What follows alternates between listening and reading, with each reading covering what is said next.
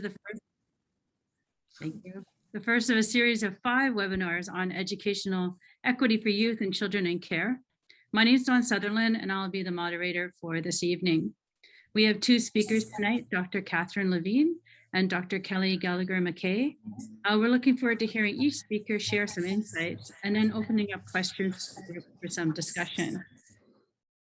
I'd like to initiate our evening with a land acknowledgement in this virtual space. Land acknowledgement is one way we all remind ourselves of past wrongs and how we can move forward.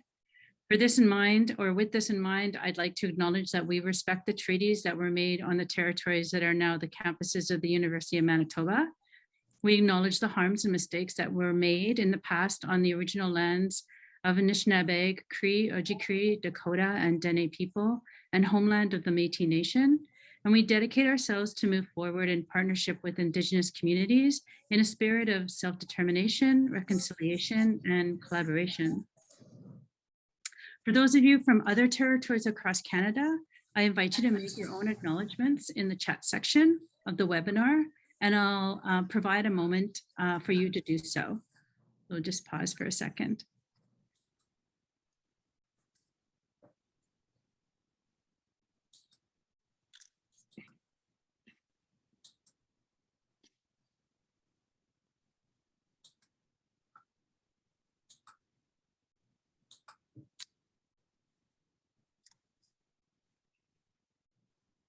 Okay, while people are doing that, it's my pleasure to introduce our presenters this evening. Dr. Kathryn Levine is currently an associate professor in the Faculty of Social Work at the University of Manitoba. She's the principal applicant for the Connections Grant from the Social Sciences and Humanities Research Council, who are funding these webinars, and was the principal investigator for the 3-year Partnership Development Grant from SSHRC that funded the many projects and research that are part of this webinar series. Aside from her work on interprofessional collaboration to improve the educational outcomes of children in care, Kathy chairs the board of directors of Opportunities for Independence, Inc. Since 1990, a not-for-profit organization that provides treatment, community support, and residential services to individuals with intellectual disabilities in conflict or at risk of being in conflict with the law. Kathy and I have been research partners since 1997, when we collaborated on a project addressing future orientation and educational opportunities for at-risk youth. Over the years, this partnership has produced a number of successful research projects and publications. We enjoy our interprofessional collaboration, and the more recent addition of Dr. Melanie Jansen to our team has been greatly appreciated and has resulted in the involvement of more members in the field of education participating and collaborating on this important topic. Dr. Kelly Gallagher-Mackay is an assistant professor of law and society at Wilfrid Laurier University with a focus on educational policy and inequality. She's the author of Succeeding Together, Schools, Child Welfare, and Uncertain Public Responsibility for Abused or Neglected Children. And with Principal Nancy Stanhauer, Pushing the Limits, How Schools Can Prepare Our Children Today for the Challenges of Tomorrow. She's worked as a director of research for the public education advocacy group, People for Education, and at the Future Skills Center, a federally funded Think Do tank, innovating and experimenting to help prepare Canadians for a fast-changing world. We'll proceed with having Dr. Levine speak for the first 20 to 30 minutes, and then proceed directly to Dr. Gallagher-Mackay, and then we'll open the floor up for questions. When you have a question, please type it into the Q&A section, not the chat, Q&A section of the webinar, and I'll be compiling these and posing them to the presenters at the end of their talks. Both speakers have agreed to have this session recorded, so once I stop speaking, actually, it's already started recording, so the recording is already started. And the recording will be posted on the website of the National Forum for those who were unable to make it tonight if they wanted to see the talk. So please join me in welcoming our speakers. Kathy. Oh, okay, thank you very much. I'm just going to share my screen, which is not sharing. Oh, there we go. Okay, And I'll just poke that upside. Well, thank you, Dawn, and thank you everyone who's joined us tonight. I see that Ray Babb, who was one of the key people in our project, has joined us. So welcome, Ray. I'm glad to see. Well, I'm glad to hear you're here. And as I started off saying in our chat earlier, one of the silver linings of COVID has been the opportunity to have these kind of events online. I guess the technology was always there. Were we pushed into doing so? No. So this has been a really good way, I think, of getting us used to doing things and connecting in ways that we may not have come to as quickly as we did.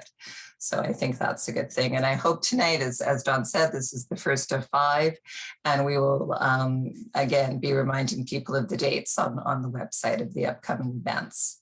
So I'm going to be speaking a little bit about the research that Dawn and I did that kind of started this whole project, and some of the newer work that we've done since we finished. So this is not working. Why is this? There we go. Okay, so as Dawn mentioned, our focus, or my focus, has been in working with Dawn on interprofessional collaboration. And we know that the educational outcomes of children in care is a very complex issue, and complex issues require more than one discipline to address them. So it is, again, one of those points that I think when we moved into the research, it's the idea of having more than one discipline involved became really quite clear. So for many of you, I'm sure this is not a surprising position.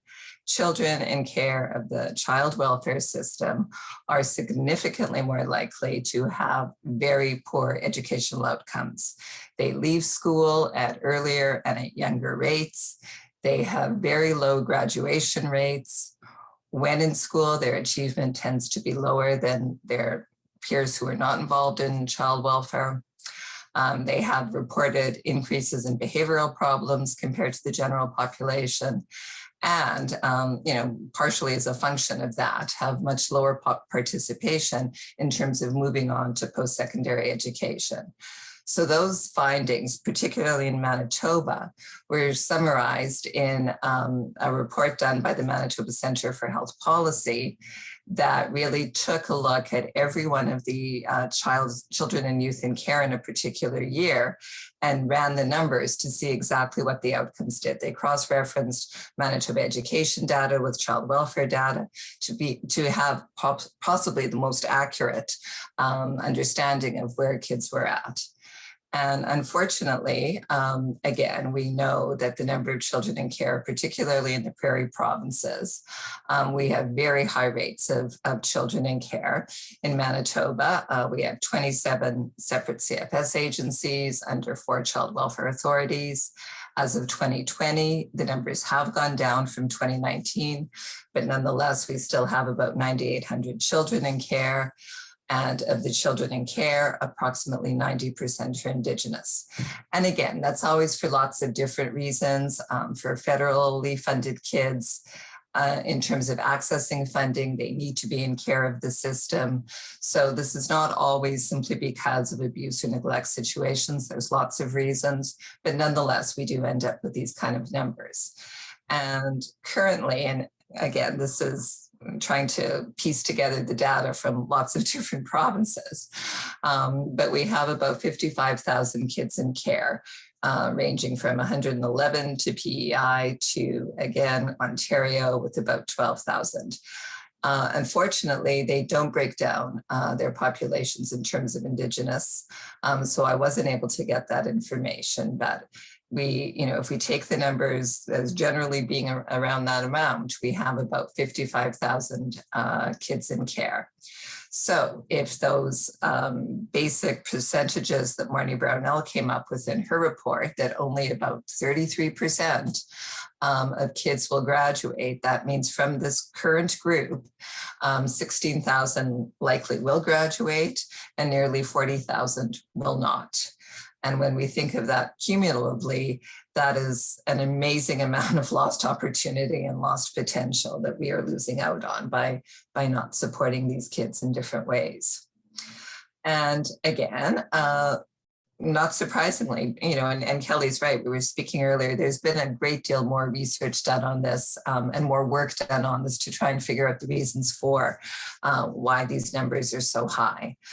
So again, multiple child welfare placements, that, the placement instability makes it very difficult for kids to remain in, the same school. So absence of school continuity, one begets another.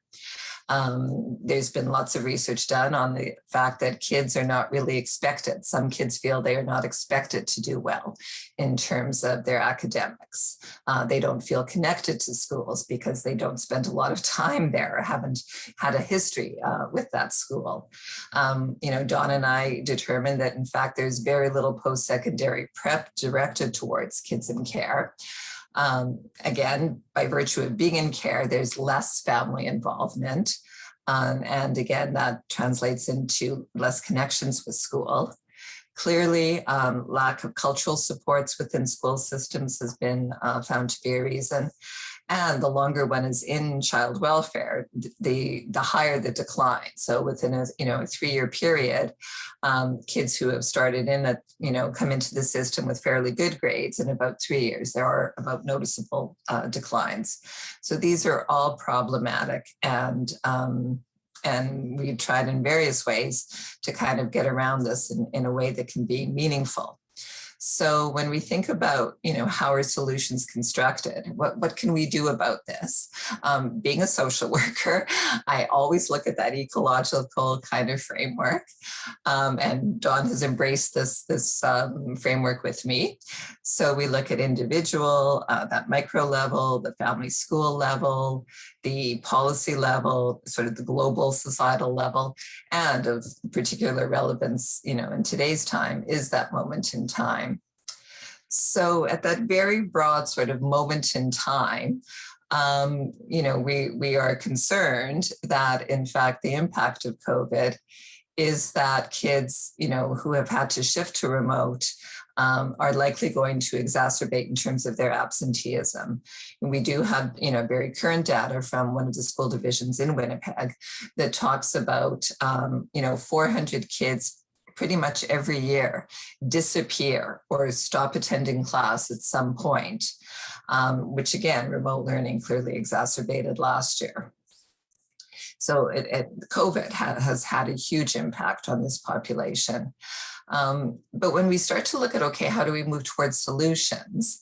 I think, again, reframing those social constructs of former youth in care, needing to look at them beyond sort of that damaged or resilient dichotomy, which is, again, I think how kids in care are often constructed as damaged goods, which we know is not true, or the more positive resilient. But even when you start to sort of contest that definition of resilient, it seems to us that kids should not have to be resilient in order to do well in school, that's a part of it, but they also need the supports to help them in the ways that they can best take advantage of. So at a chrono level, I think reconstructing what we think about former youth in care is a really good place to start. We also know that at that individual and family level, there's lots of good opportunities and lots of good programs that have helped kids in these ways. Tutoring, actually, Pathways to Education, that's a national program. It's not specifically designed for kids in care. It's more of tutoring for at-risk youth. Tutoring is a really good support for kids in care. School-based advocacy groups. One of the teachers that was involved in our program, a key part of our program, will be speaking, I believe, in December on the role that she made in contributing to those groups. Credit recovery opportunities, because kids pop around a lot, giving them opportunity to pull back those credits is important. Clearly, maintaining relational and school continuity is important. As part of the time that we were working together, the Winnipeg Metro superintendents got together and made an absolute pact that kids would not have to change schools if they came into care. Excuse me, that in fact the school divisions would provide for all of the transportation costs, no questions asked. So that was a really good outcome. We know that, giving kids that sort of internal development support is important, and clearly, having good mental health and having good sort of future orientation from caregivers is important. So those are good. Those are sort of at the micro level responses. At the exo or the macro level responses, that's the policy and the institutional level. So again, up until recently, there has been, some efforts made, but we're seeing more and more that this is happening. So we see that now that there are school registration protocols being developed. In terms of post-secondary, we see tuition waivers and funding for post-secondary education being much more accessible to kids in care than it ever used to be. There are some opportunities for kids to remain in care to be supported while they go on to post-secondary, although again, that's limited and that they're directed towards, specific school divisions, specific agencies. And the one that we looked at, John and I, most intently, was the fact that the two key professionals that are involved with children in care and their education are social workers and educators. Yet, despite these two key professionals being involved, there was very little information available about how they, were going to work together. So Donna and I thought that a really good place to start would be to look at how do these two professions get along. So this was a study that we did back in 2016 that really asked staff, administrators, child welfare workers, and former children in care, what do you think are some of the issues? So, Kelly's talked about, separate spheres. We talked about competing discourses in that the competing and parallel discourses that the professions held about their own work, about each other's work, really emerged as a key barrier. So, at some very, sort of broad levels, educators, very child focused. CFS workers, very family focused and system level demands, and still a somewhat fuzzy understanding of each other's roles, even though we're both in the helping professions. Issues around confidentiality emerged as a problem. Some educators feeling they didn't get enough information, some CFS workers feeling it wasn't their job to share information. Again, parallel positions on issues about information that could help kids. We saw policy, that can be both facilitative or a barrier. So although there were policies that directed or suggested how we would work together, no participants had the same understanding about what those, what the meaning of those were, how they could use them. And again, sometimes it became, quite deliberately used as a way to, stall the progression of a child into school, or they could actually delay the registration. So even the policies that existed, emerged as a problematic issue. The role in terms of education, CFS workers often did not see themselves as being involved in education. That was the school's job. The educators, looking at the social workers as in loco parentis guardians of the kids, really wanted them to become more involved in the school and in the education of the kids. So that became somewhat problematic. The silos that we exist in, the language that we use, the acronyms that we use, excuse me, really the collaborative communication was not existing between us. And that clearly became a problem as well. So again, when we looked at, what happened here, we really did see that there's, the absence of that shared service ideology. We have very different mandates. We have very different priorities. We're not able, 100% to move into a coordinated response to address the needs of kids and their families. Very much role uncertainty among the professionals about each other. And clearly, an issue that remains is the complexity of the kids and the complexity of the issues they are bringing with them as they try to navigate the education system. So, the problem that we saw in all of this is that the professionals emerged into almost this defensive positioning. So if they had a negative experience with each other, they talked about how the next time, one professional met the other professional, they brought that culture of mistrust with them. Again, this was a while ago, but it still sort of shocks me that I had a principal tell me that when the CFS workers showed up, the teachers hid the kids. And for any of us with even a superficial understanding of the residential school system, that is just a horrific metaphor for how our systems are not necessarily supporting kids in the way that we should. So we, Dawn and I really saw, okay, we work together. Why can't everybody else work together? So how did, in fact, we need to move towards that more collaborative sort of paradigm shift in which the professionals could work together? So what we did, along with our colleague Melanie Jansen, is that we created an actual course because we realized educators actually don't get a lot of information about child welfare or kids in care within their education curriculum. Social workers, some of us might have taken a school social work course, but it's not a required course. And, social workers actually don't really know a lot about the K-12 education system. So we decided that if we created a course where focused specifically on the needs of children in care, that in fact, that could be a starting point for people starting to get to know each other and starting to perhaps develop some trust with each other. So the model that we used was a basic interprofessional collaborative practice model that talks about, again, the Venn diagram, the always popular Venn diagram, with relational, practice, organizational, and contextual factors. And we started with sort of the ideas of, where do we share? What contextual factors do we share? So clearly we share a problematic history with Indigenous people. Again, we have crossover populations. Kids in care are often the ones that are needing special supports or additional supports within school, which again is often, sort of defined as a disproportionate need without any absence or any attention being paid to history. Again, the overrepresentation in both systems and in special ed with Indigenous youth and their families.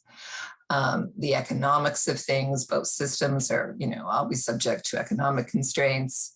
Again, even within provinces, the differences in provincial and federal funds for reserve and on-reserve education and child welfare are completely different. I.e. education funding for kids on reserve, I think is about $5,000. In urban centers, it's closer to $7,000 or $8,000 per child. So right there, you see the double, the differences in funding given to different kids. We're both sort of focused on risk, right? There, the idea of risk is an organizing concept of both our professions. So, we start to really focus more on risk that gives rise rather than, again, working in ways together to mitigate those risks. And again, the idea of risk really is that, it creates that opportunity for surveillance, both on kids and families, as well as each other as professionals. So again, educators contacting child welfare workers because of their perceived risk, and child welfare workers having a very different understanding of what risk was. So again, needing to have some conversations with the groups about what the meaning of this is for their professions. So we did that. We also sort of share the idea that both systems are, subject to critiques, again, in the absence of any real contextual analysis of what this is. So again, the criticism of both systems created, in fact, some more difficult problems in the systems. So looking at the findings from the Phoenix Sinclair inquiry, which is a tragedy of epic proportions, really did in fact lower the threshold for determining, how kids should come into care within CFS. We recently had a education system task force report come out that talked about, overhauling the system. It has been since the door has been slammed on Bill 64, which was the public outcry against it. But again, didn't really talk about kids in care in that report, sort of emphasized that, back to standardized testing, as that's the model for success. So again, when the systems are critiqued, we tend to revert back to ways that may not be the best to help kids get through school in a really good way. So we have that to share. And then, of course, there's lots of different questions about our professional cultures. So we had lots of discussion in our class. We had 22 this last year. I think our first year we had 38 students starting to get to know each other and to talk to each other and to understand each other in a much better way. The other thing that was interesting was we both have very gendered, roles. We're caring work, educational and teachers and social workers. Caring work is generally gendered, right? So, how do we construct that? How do we bring in our own standpoints around ideas of parenting, and the recognition that often with kids in care, there can be real judgment around parenting. That, as Karen Swift from the University of Toronto pointed out many years ago, that is really a discourse around mothering, not necessarily parenting. So again, bringing our professions together to have these, conversations, these at times uncomfortable conversations, but in ways that, really forced us to move along and to get a much better understanding of each other. So, when we decided to take this concept of interprofessionality, Ivy and her colleague, again at the U of T, really talked about, when you bring professionals together, you can really provide a much better answer to the needs of the people with whom you're working. And we thought that was a really good thing. So our course was quite successful. However, we continue to, identify some policy issues.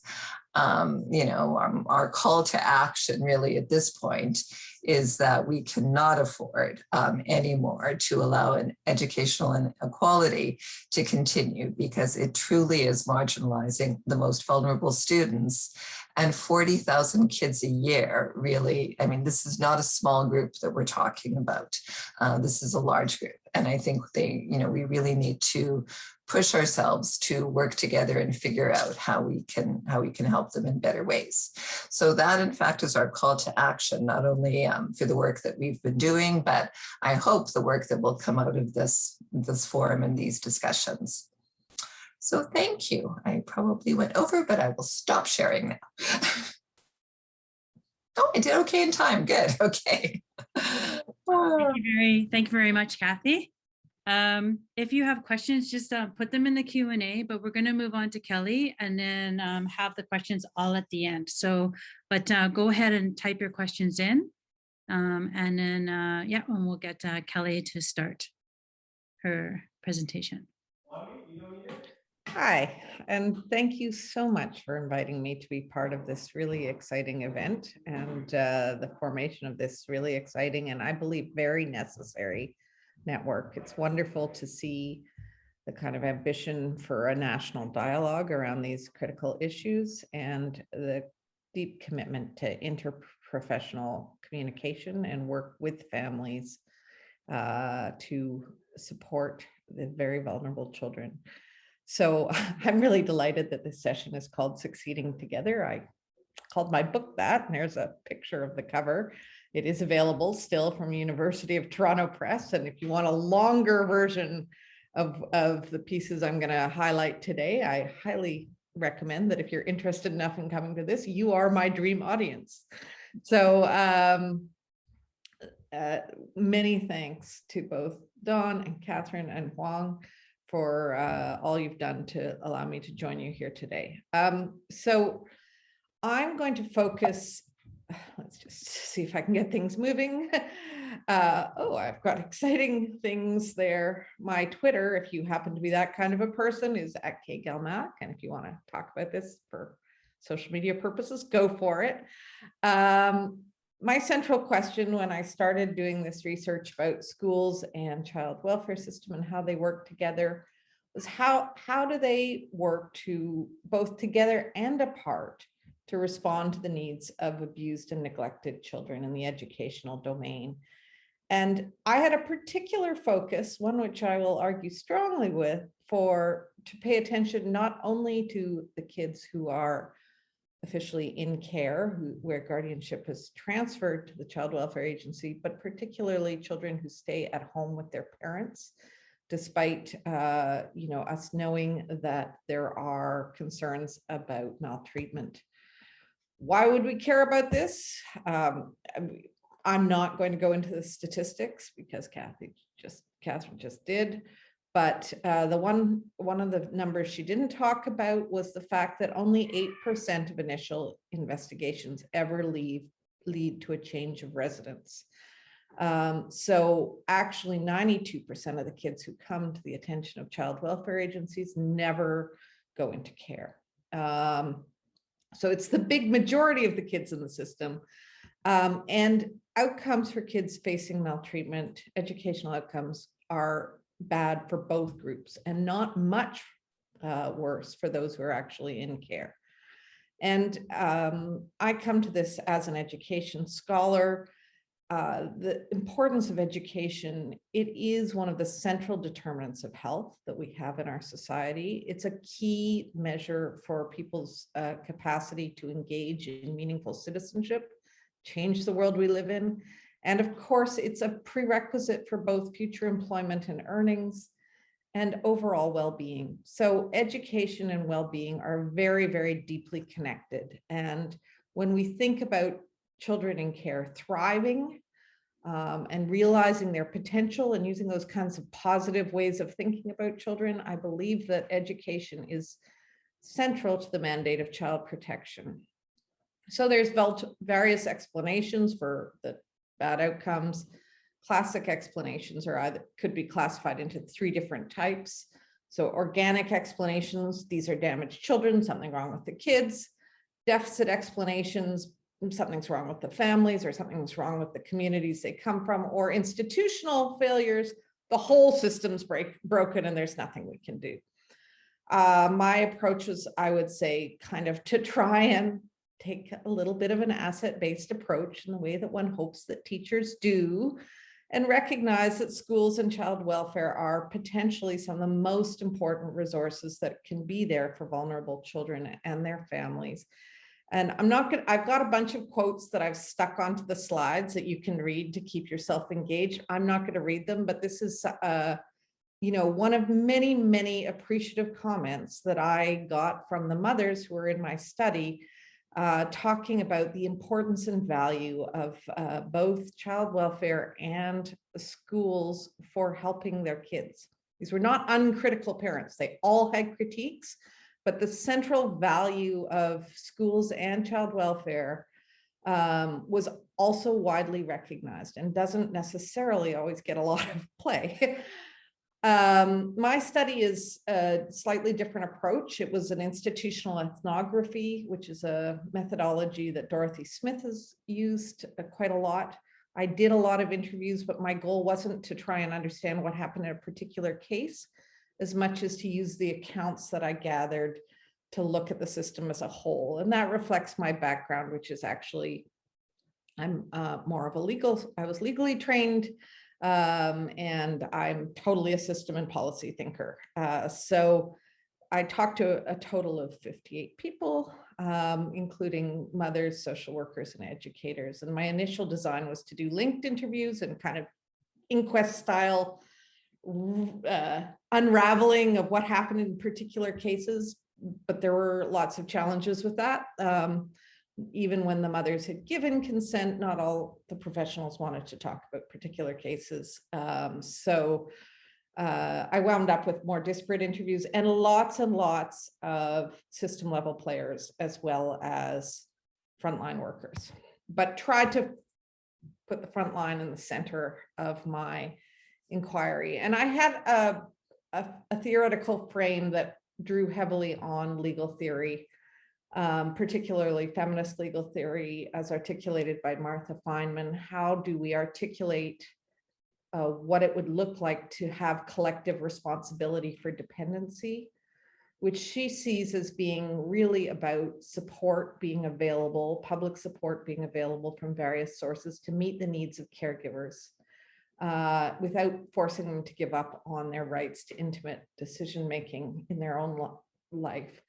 And what we see instead is ambiguous and highly discretionary support for both these children and their caregivers. So that's my theoretical lens number one. I'll remind you when I get to my next one. I thought I'd give you a little tiny bit of evidence on how I wound up there. So I talked about this responsibility being ambiguous. These are two policy leaders trying to talk about, well, what is the responsibility for educational well-being of child welfare actors? And OACAS is the Ontario Association of Children's Aid Societies in Ontario. So it's the provincial representative organization, knowledgeable, caring people.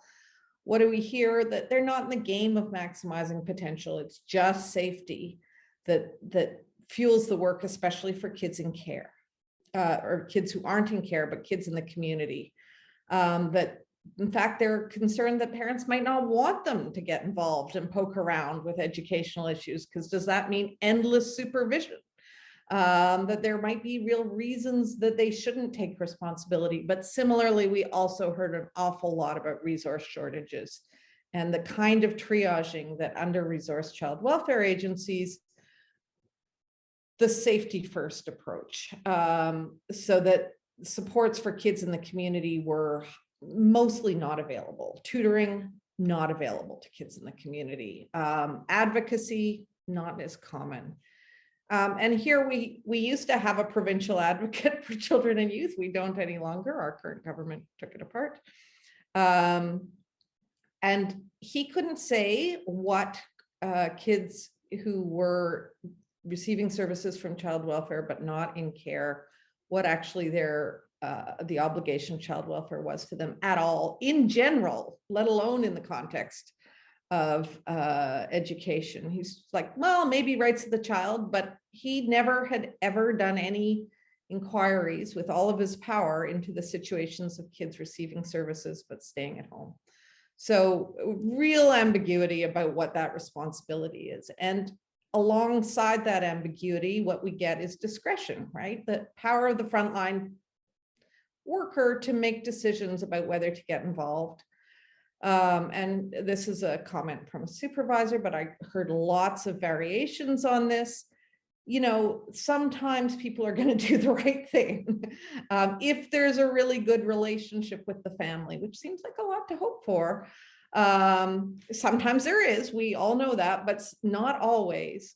No clear situation on when and why to intervene at schools from a child welfare perspective.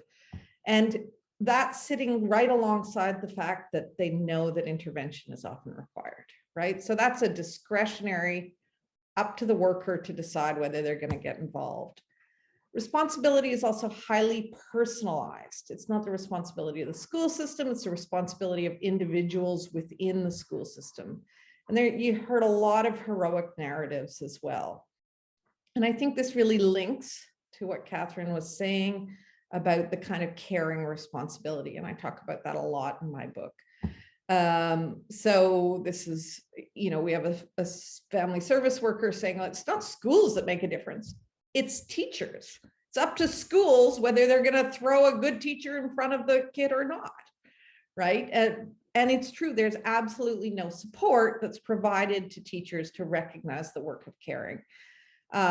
New joint protocols actually have tried to put someone in the school who is going to be in charge of knowing about a child when they know about the child protection concerns.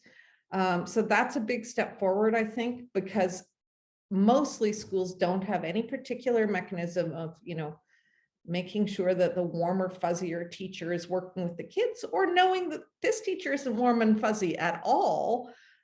We better get this kid a backup support because this teacher, the only one teaching that grade,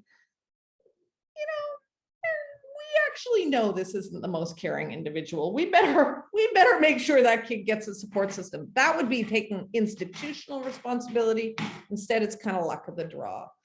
And a comment from a teacher that, caring for kids who are struggling, who are in the child welfare system, isn't their job. It's what they do because they're a good person. That's a really strange state of affairs when we know that this is what makes such a difference for kids. This is a ridiculously long quote, but she didn't breathe in the time it took her to say all these things about why she didn't want to take this responsibility on. And one of the things that I found very interesting in my interviews was how honest everybody was. So this is someone who's like, I'm too busy. I can't manage this. I can't manage this when I balance my responsibility to other students in the class. And I can't manage this because I'm a totally stressed out human being. And you can't make me become that caring person, right? You can't mandate this kind of personalized work. Well, that's a real dilemma. If you're trying to think about how do we build a stronger system, mandates don't work very well in education. Aspirations tend to work better. But how do you design a system if you can't mandate the thing that matters most?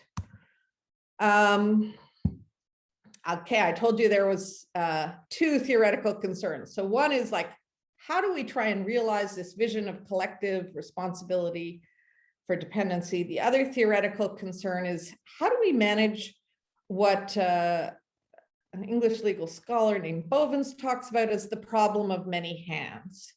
We will not achieve educational success for kids in the child welfare system without the work of interdependent actors, right? This isn't going to work. One side of this is not going to solve the problem. It's just a truism that kids learn better if Child and Family Services have effectively pulled together the supports and protection that kids need and their families. And kids are much more likely to thrive and be well protected when they're engaged in learning at school. So interdependence is the only way forward. The trouble with that from an administrative or a bureaucratic point of view is that means that it's very hard for one side of the team to either be held accountable for failures or get credit for successes in the areas of joint responsibility. And in Ontario, kind of ironically, we have explicit legislative mandates. The key goals of the child welfare system are safety and well-being. The key goals of the education system are achievement and well-being. So it's in the legislation that they have this area of overlapping responsibility. But the area of overlap is in both cases the poor cousin to the central area of where most resources and effort go. And nobody wants to give up the well-being, but that's kind of the feel-good, unmandated side of the work for both. So what comes with a problem of many hands? Well, on the part of some policymakers, I would say you get quite a lot of wishful thinking. So we had a commission to promote sustainable child welfare, and those of us who worry about policy doublespeak wonder if sustainable means cheaper. And when you read this vision statement that we should move beyond a reality where CAS's, Children's Aid Society's, default into the role of advocates or gatekeepers facilitating access to services that are supposed to be universal. They actually are saying we should stop child welfare workers from advocating in our large educational bureaucracies. That is crazy talk. It is true that this is time-consuming work, but the reality of schools that surely needs to be taken into account is that the resources there are not balanced, coordinated, or responsive, and that disadvantaged kids are not thriving in our school system. And furthermore, there's very good evidence that says the role of advocacy is particularly central when kids are already struggling. And I mean, Kathryn was talking about stories of actually getting kids being allowed to register. That's certainly an entry level point, but there's a whack of educational decision making that makes a huge difference for kids, not just special programs like tutoring, but making sure kids are being put in rigorous academic courses, making sure that special education services follow upon identification. And I was talking to a judge not very long ago who found that a huge number of the kids he was meeting in the context of child welfare hearings had special education needs, had never had an assessment. So we need advocacy to make sure that those resources in schools get a little more balanced, coordinated, and responsive. And one standard, I now don't remember the name of the author, I'm embarrassed to say, but a British author proposed that, we should be looking for the kind of advocacy that well-situated middle-class parents can provide for their children. That's the standard we should be looking at, right? And I think that social workers, from what I can see, have a little bit of a tendency to look at the sort of, and a lot of educators and a lot of parents have this tendency too, to when we think about providing for educational success, to think about the stuff on the outside of the system, like extra special inputs, a special program, again, sort of the example of tutoring rather than those core processes. And we need a double vision to be able to see both, and to really address issues like streaming, special education, discipline, and attendance, all those kinds of core functions of schools. And education researchers and educators are terrible about talking about the black box of schooling. They don't do a good job at saying what are the most important levers. And we need to do a better job on the education side of articulating what are those important processes within the school system where it's really worth the time of social workers who want to help kids do better educationally.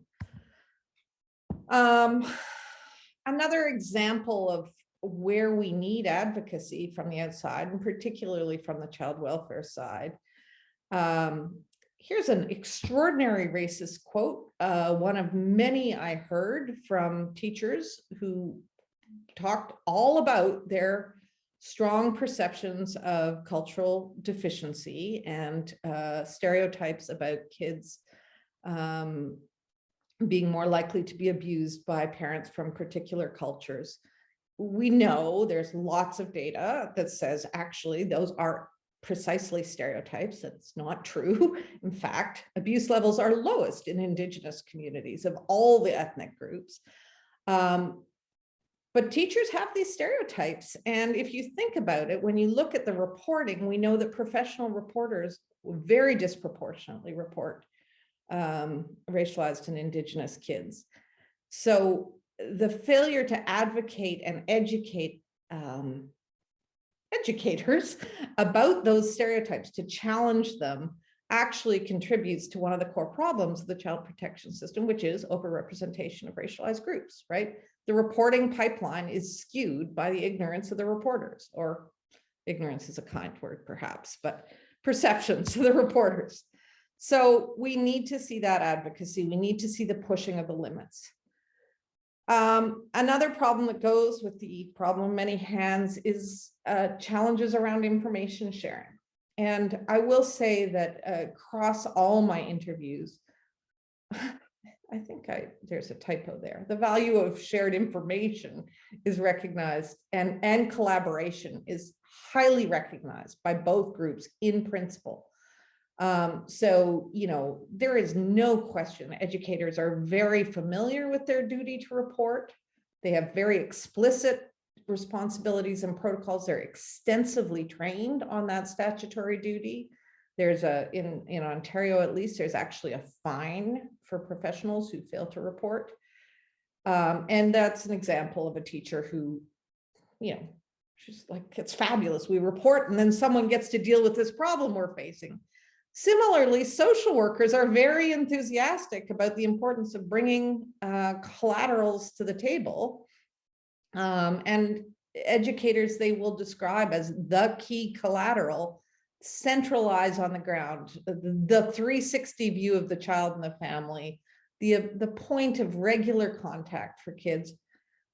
However, in both cases, what you see is that neither group is actually implementing that idealized version of collaboration and shared information. So I was shocked how many educators talked about the fact they don't report a lot of the time. And when you talk, and I think I have more slides on that. Let me keep going. Teachers were concerned that they didn't know enough to report. They were concerned that they had to maintain a relationship with the family all year. And so if they reported, it would pretty much damage that relationship for the rest of the year, no matter what. They were concerned about the impact of reporting, both because most people perceive nothing as happening if a child doesn't actually get removed from the home. And that it can be very painful or problematic. So they're both simultaneously cynical because they think nothing is going to happen, and nervous about reporting because they don't want someone to be taken out of the home. So there's this sort of double standard. But what was very striking is that a small minority of the educators I talked to actually routinely phoned CAS to say what happened. And they could quite often get answers. If they called and said, did anything happen? They wouldn't get details, but they'd find out something had happened rather than just rely on the, oh, nothing happened and the kid got into trouble sort of default position. So lots of reservations on the teacher side and widespread non-compliance with the duty to report. And on the social worker side, also many, many reservations. One of my favorite cynical lines from one social worker was, the longer the list of collaterals, the more likely someone's going to be unhappy with what you're doing. So everyone sort of recognizes it's useful, but there's a lot of stuff involved in actually making that useful thing happen. I think, and I heard Kathryn say this, so it's just another illustration or a reiteration, really a lot of concern about stigma, that just being a child in care was a sort of trigger for stigma on the part of teachers. And I like the Michael Kirby line, stigma is another word for discrimination that we're not doing anything about. So, you know, I think that's something that needs to be confronted and make sure that, you know, finding out that a kid's in the child welfare system isn't seen as a sentence, but is seen as an avenue to action. Lots of concerns about confidentiality. Teachers don't have the same culture of confidentiality as social workers do. And very consistently, social workers would say, well, we didn't have consent to talk to the teachers, but they wouldn't have asked for it. I started asking, and most of the time, they'd never asked the parents for consent. They just left it there. So what does that leave you with? If you've got limited information sharing, you wind up myopic. I would say that educators know almost nothing about what child welfare actually does, and they don't get any education on that. I think they should really alternate every second PD, one on what the duty to report is. The next one they need is, what do we do in child welfare? Okay, a lot of people get services. They don't just get taken out of the home. There's a whole lot of things that educators don't know that are sort of become stereotypes, both about the kids and CAS itself. And again, the lost opportunities for advocacy. I don't want to understate the challenges here, whether that be the challenge that so many social workers have reported of fortress schools that you can't get in there and they're horrible to collaborate with. Even where we now do have education champion teams in Ontario and joint protocols to try and break that. Huge practical obstacles. Teachers genuinely can't take a call at any old time of day. They really can only talk from 3:30 to 4:30 or whatever time. And the kind of issues around cultures and dialogue. I do think that we need to both look at improved coordination and deepening commitment within each organization to that central area of well-being. I would suggest that we should see shared outcomes and output measures, integrated indicators that are both publicly understandable and educationally useful. I think both child welfare and schools, we should know what percentage of kids say there's an adult in my school who cares about me. You know, that's probably one of our key indicators for well-being. And you should be going for high numbers on that one. It's not as easy as it sounds, but it's a pretty simple thing.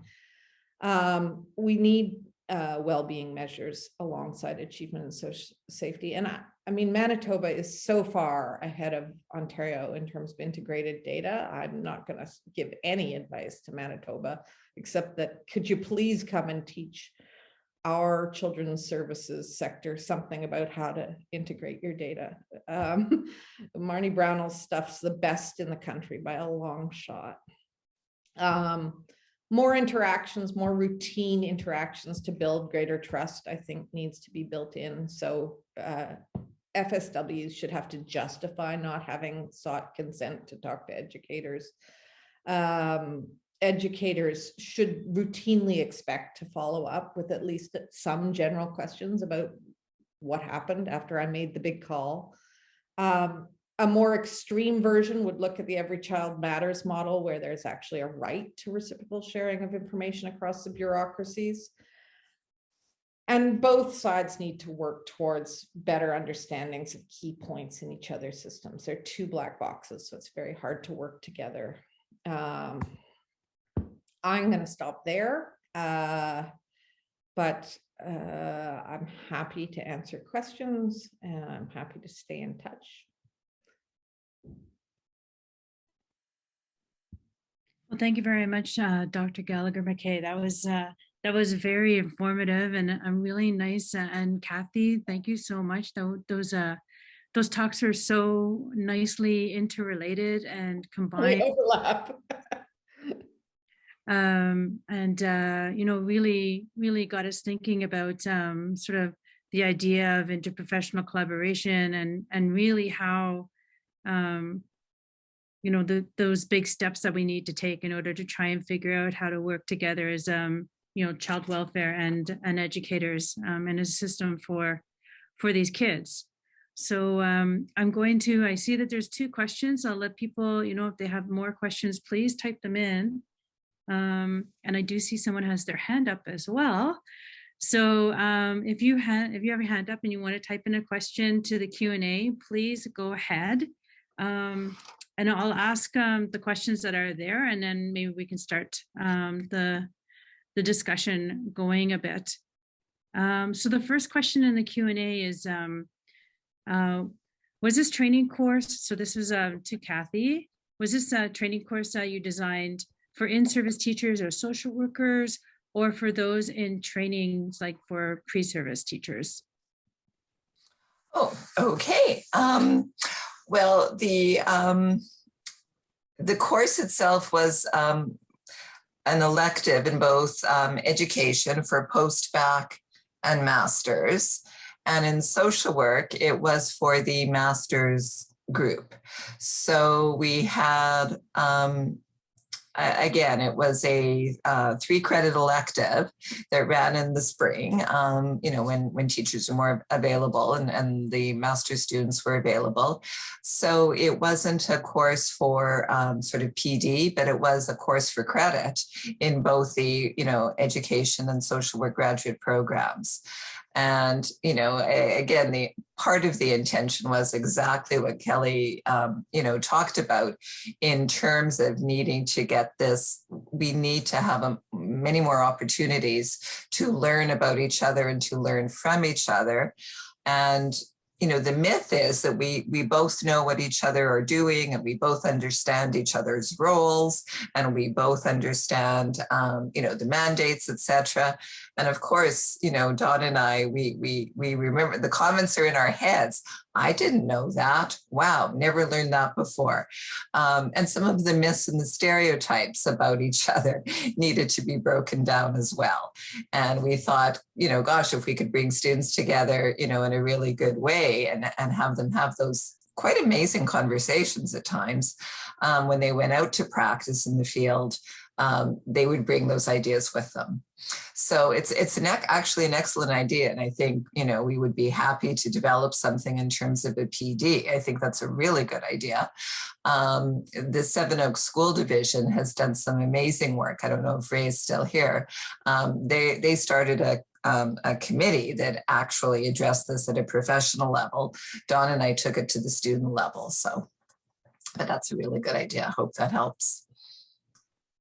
I'm going to add on to that a little bit when someone's asking as well, can something be offered as a PD? So the conversations, the way that we set up the conversations between the social workers and the educators in the course, what we're trying to do is create a handbook for school leaders to run their own school-based professional developments within their school, so they could have the same conversations that we created in the classroom, but they could run it within their own context, so that instead of, we had many social workers who were coming from a variety of different contexts and teachers coming from a variety of contexts. So we're trying to create a handbook now where, school leaders could actually run a similar course, but within their own context, so they could look at the kids in care within their school and what they can do, and some of the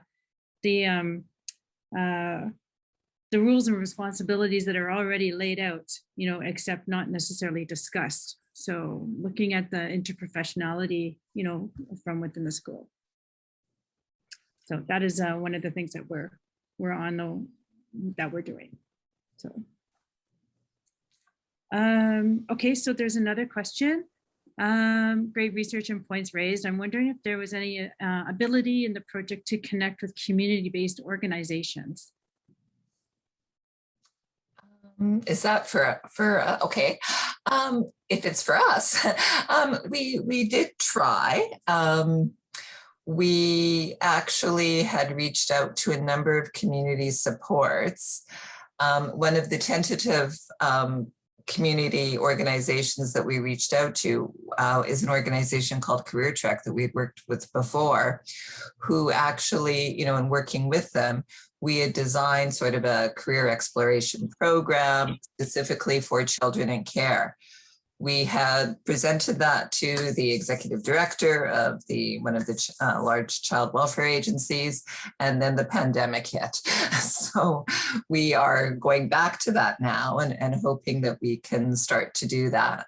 Just in terms of that being one example, there were other organizations that are, that sort of came, but even though that was the intent of the project, we wanted to include community in a really big way. It did not materialize in our project, but we're trying to bring that back now. So I don't know, Kelly, if you spoke to.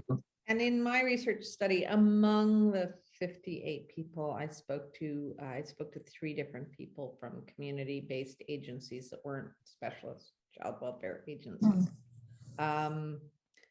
And they did have a very distinctive perspective, needless to say. I think they probably saw themselves as much more aligned with the families because they didn't have the same kind of power over as the other 2 institutions. But the heart of my work was really on frontline professionals and policy actors who had varying levels of connection to the reality of the frontline professionals and the parents. Yeah, that's oh, sorry, John. Oh, I was just going to add when you look at the broad piece of our project and the school division, Seven Oaks School Division that was involved, they ran sharing days. Ray, you would know about this as well. They ran sharing days, and where basically any of the stakeholders who were involved in children in care in their schools were invited to come to these sharing days and sit and had one of them that I went to was focused around the task force recommendations in Manitoba on improving the educational outcomes of children in care. And so there were several different community organizations that would have some sort of, stake in kids in care within the community that attended those meetings, in addition to birth mothers, in addition to foster parents, and like everybody that was actually involved in kids came in and participated in those sharing days. So so there's lots of different elements to this whole project that we did, and some we're reporting on throughout these whole, like these webinars, and others were just things that the school division did. So so I'd say that in that respect, there was community involvement. Yeah.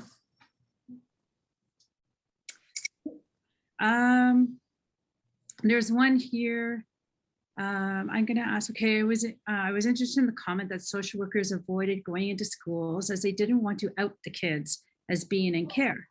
Wouldn't the teachers already know they were teaching children within these circumstances? Certainly that was one of the main findings in the linked interviews I did, is that teachers usually didn't know. I mean, it really speaks to the depth of non-communication. And those were, these were situations where the mother, these weren't the highest conflict situations. These were situations where the mother had given me permission to contact the teacher. So it was very, I would say, typical that teachers had no idea that kids were in care. And that is one of the things that I think from the time that I did my data collection till now with the joint protocol, which is supposed to cover both kids in the community and kids who are actually in care, there is supposed to be notification of the school, and there is supposed to be assignment of a champion within the school. And, the principal has sort of some discretion to pick a champion. So if the principal thinks, oh, teacher J, who happens to be the one with the kid right now, they might go all the way. They can sort of choose someone in the school who's likely to not have as much of a sort of deficit or organic damaged child, damaged family, damaged community perspective. So someone who can work against stigma, make sure the kids doing some extracurriculars, finding some fun, keeping up with reading expectations, not having all their curriculum modified out of existence, all those kinds of things. My study was specifically about kids in the community who are receiving ongoing services, so that may not be typical, but it's not at all unknown that kids could actually even be in care and the teacher wouldn't know because of the limited, certainly the principal's going to know, but when you've got 30 kids at a time, a lot. You know a lot about some of the kids in your class, but you can fly pretty far under the radar. Yeah. Thanks, Kelly. Yeah, I think that I think Julie in the chat also said that sometimes when the kids are at home but are in touch with child welfare, the teacher may not know, but when they're in a placement or in care, then the teacher usually would know, at least in Manitoba. Yeah. So I think it probably varies from place to place. Yeah. Kathy, do you want to add anything? Well, no, just that I think Manitoba is trying to move to more of a kinship care model as well. So if they're still with family, it may not be constructed in the same way. But I'm really fascinated by the fact that your study was about kids not directly who have been brought in under a legal, a judge signing off on it. That in fact, the same issues are created in the community with kids who are simply whose families are involved with the child welfare system, and that's got me thinking about lots of different questions right now that need further answering. I think. I think so. I think they are almost as educationally vulnerable and many fewer frameworks for support. Yeah. So we have another question. Is there a course that can be made available to children in care in our schools that can support them, or supports for children in care? So, well, funny you should ask that question. And Juan can give the dates after. But in fact, when I mentioned Amy Comas before, she will be presenting, I believe in December, on Stories of Hope. And then we also have some people presenting on school-based groups that were developed specifically for kids in care. So in fact, Amy developed a advocacy course that met the needs for Manitoba education to get kids the credit.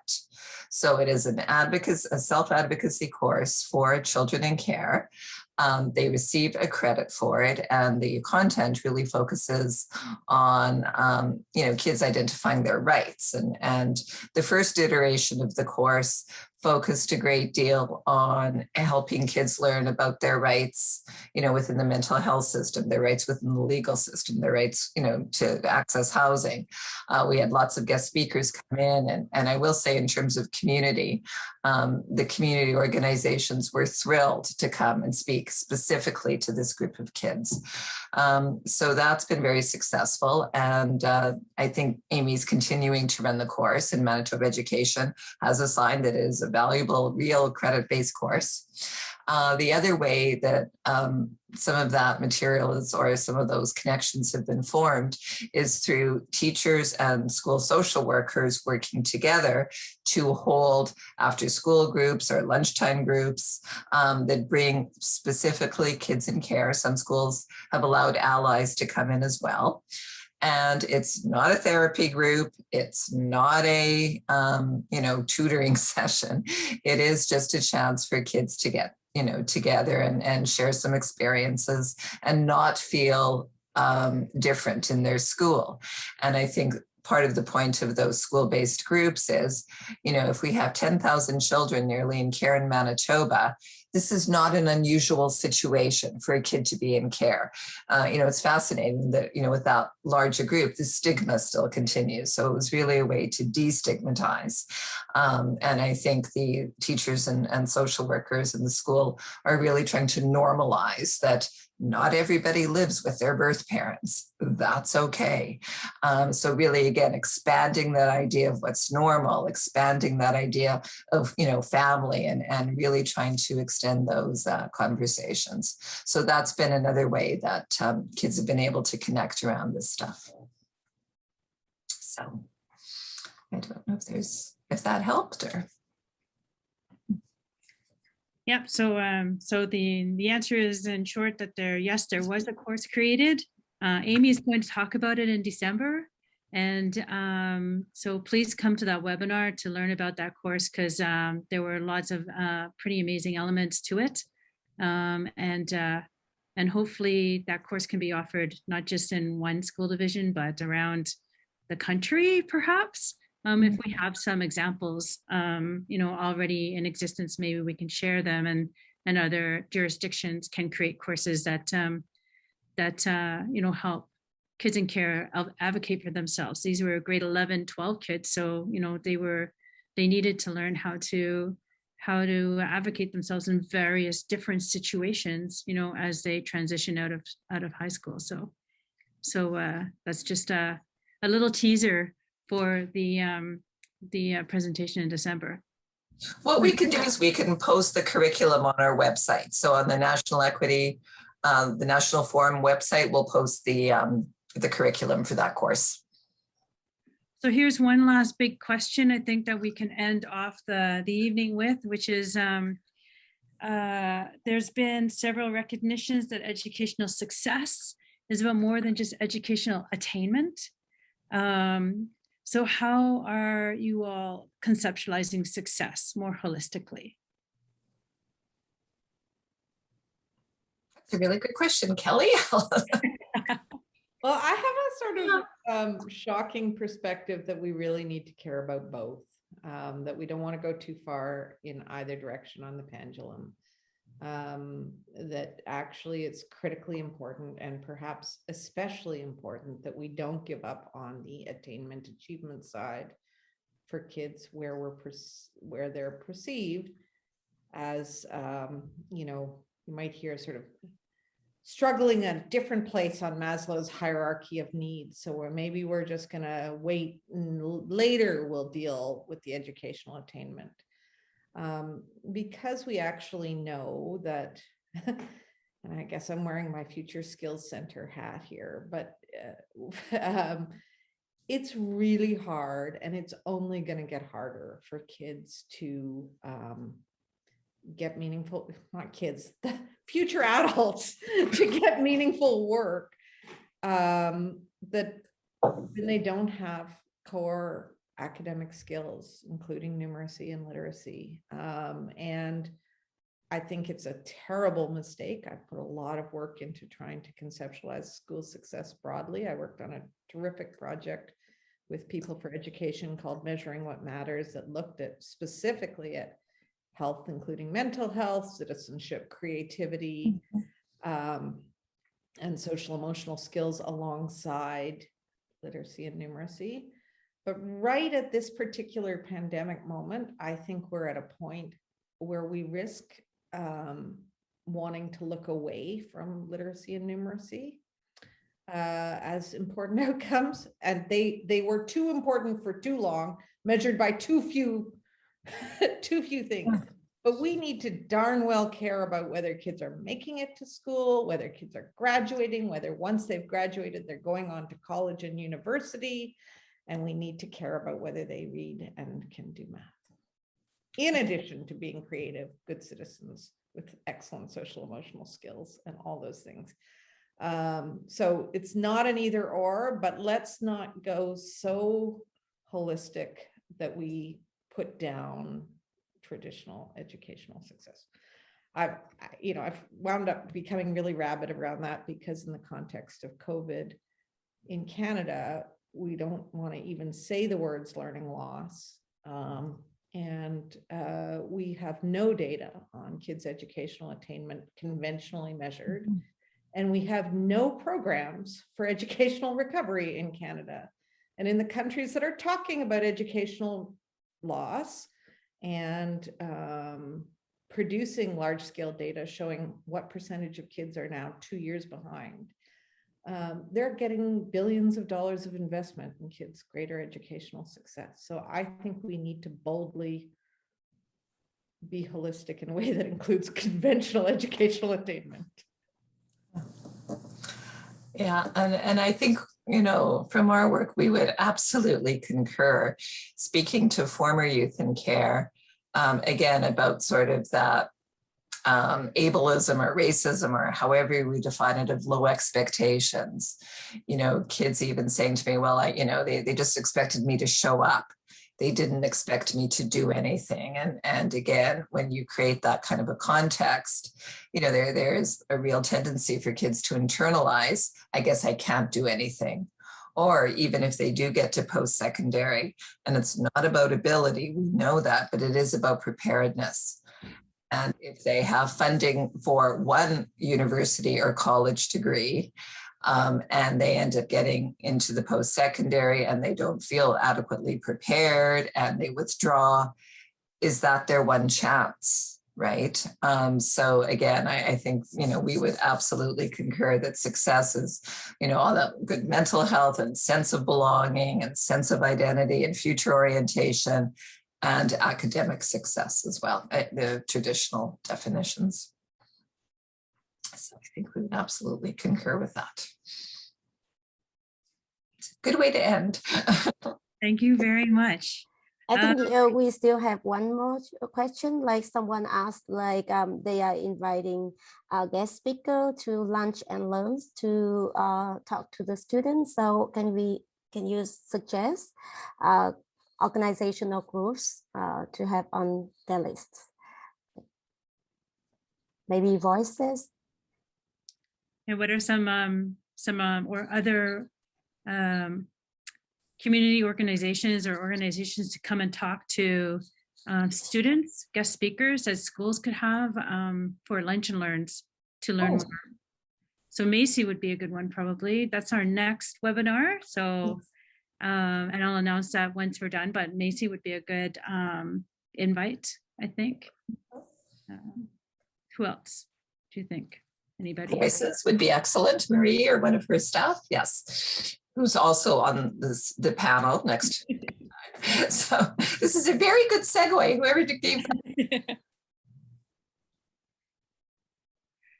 And if anyone wants to ask us about other possible organizations, just email us. The email is on the website, on the National Forum website.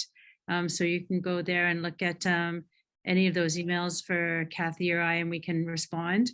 And then I think that what I'll do is bring this session to a close. I wanted to thank Kathy Levine, Dr. Kathryn Levine, and Dr. Kelly Gallagher-Mackay very much for sharing your insights and your knowledge regarding educational outcomes for children in care and trying to figure out how to succeed together, as professionals. And so thank you so much.